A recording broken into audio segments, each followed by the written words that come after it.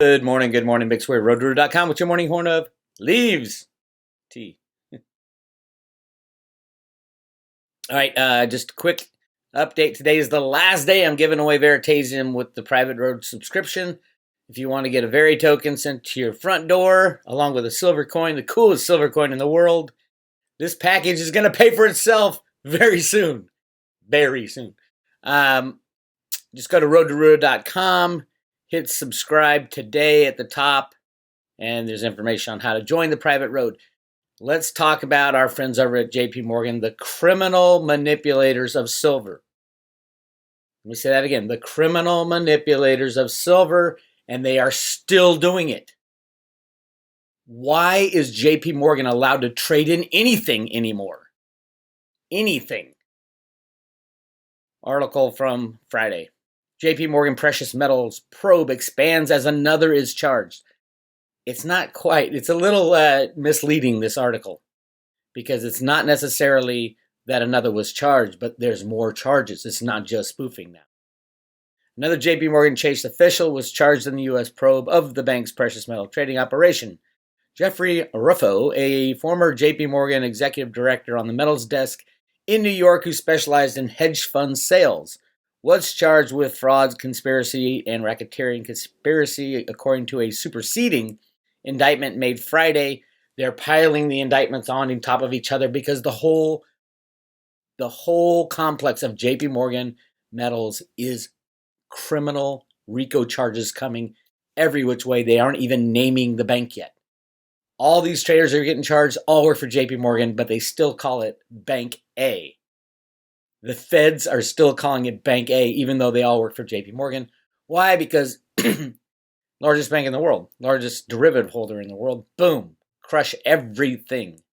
If you're looking for the end game, JP Morgan will be the end game now. The allegations are part of a broader investigation of market spoofing that has now resulted in charges against 6 bank employees, 6 traders on the metals desk. And who ran the metals desk? Blythe Masters, the Wicked Witch of Silver. And who did she report to directly? Jamie Dimon and the board of JP Morgan. All should be in jail. The CFTC, all the people involved with the CFTC when they're supposed to be investigating JP Morgan should be in jail. All of them. Just because they work for the government doesn't mean they get to walk away and say, oh, nothing happened. We just didn't see it. Bullshit. So here's what I'm talking about. Here is the official notice from the Justice Department, and I highlighted some parts, but it's superseding indictment charges, which means you have your old indictment, and then you have a new indictment covering a whole lot more things and more people. And I highlighted the interesting parts. Ruffo's clients include hedge funds. Wait a minute. Ruffo's clients included hedge funds that were global investment management firms that invested in precious metals. Can you say BlackRock? Yep, it's going to be BlackRock. Keep an eye out. As it relates to the RICO conspiracy, the defendants and their co-conspirators were allegedly members of an enterprise, namely the precious metals desk at Bank A, JP Morgan, and conducted the affairs of the desk through a pattern of racketeering activity, specifically wire fraud affecting a financial institution and bank fraud. The superseding indictment alleges that the defendants engaged in widespread spoofing. We already knew that. But then it gets into widespread spoofing, market manipulation, and fraud while working on the precious metals desk at Bank A through the placement of orders they intended to cancel before execution in an effort to create liquidity and drive prices towards orders they wanted to execute on the opposite side of the market. Like I said a million times, they trade back and forth with each other. That's why the volumes are off the charts. It's complete and total manipulation. And then it goes on.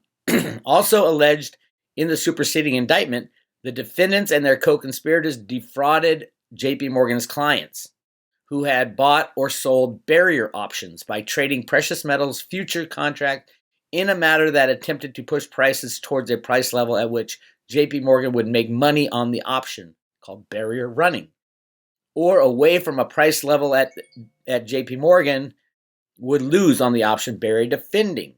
So there's another. It's not just spoofing. And then they keep going. The superseding indictment alleges that one of the reasons the defendants and their co-conspirators used deceptive orders in their trading was to service and benefit key clients, including Ruffo's hedge fund clients, which were important sources of revenue and market intelligence for precious metals desk at Bank A. Can you say BlackRock? BlackRock has been knee-deep in the criminality along with JP Morgan. BlackRock owns SLV. JP Morgan is the custodian of the SLV silver. Does it make sense to you now? They are going after them all, and taking down Bank A is going to take down everything. Largest bank in the world, largest derivative holder. Whew, crazy stuff. But silver still sits at $17. It'll go over 1,000 if it's freely traded. Will it be freely traded? No, they're going to shut down the COMEX and the LBMA. And we're going to have to invent new exchanges, just like the crypto guys are inventing new exchanges for cryptos. The silver people should have done it a hell of a long time ago. But there's only 2 criminal markets in the world for silver. The only place silver is priced is the COMEX and the LBMA. Between 2008 and 2016, this is manipulation right in here. They drive it down, they drive it up. Remember that? Right here at the top, nearing $50, Jamie Dimon put Bill Daley as Obama's chief of staff to rig the price of silver up and then down. Right here's when he got in at $20. He drove the price up and then slammed it down. All done with computers and derivatives. All done just like is said here in the Justice Department indictment. Why didn't the CFTC know this? They were literally on the trading desk of JP Morgan because they were co-conspirators. Welcome to our lovely free market. It will end soon. I'm thinking December. I know that some of these guys are finally getting their there's 2 guys who are turning state's evidence, basically, and they're going to be sentenced in December. And these are within JP Morgan.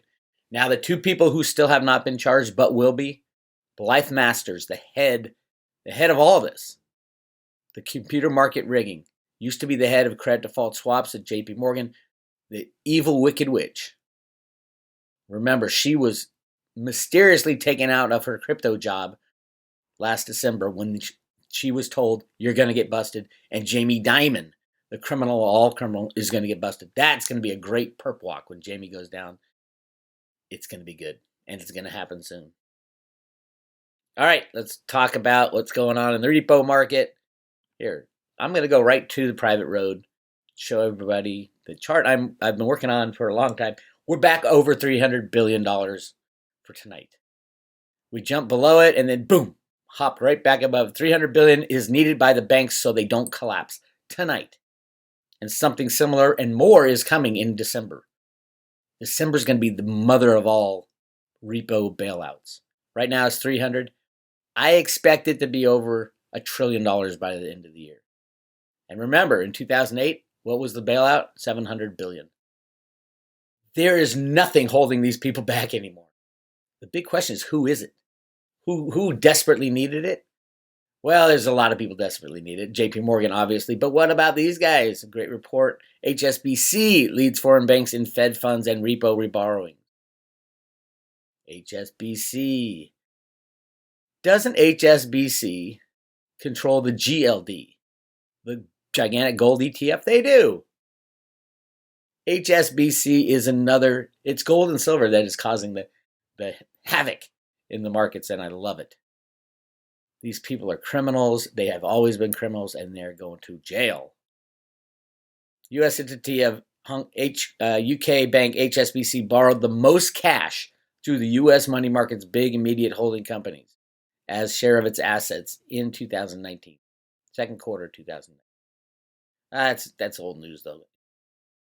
But they are borrowing. Jamie Dimon is borrowing. Everybody and their mother are borrowing.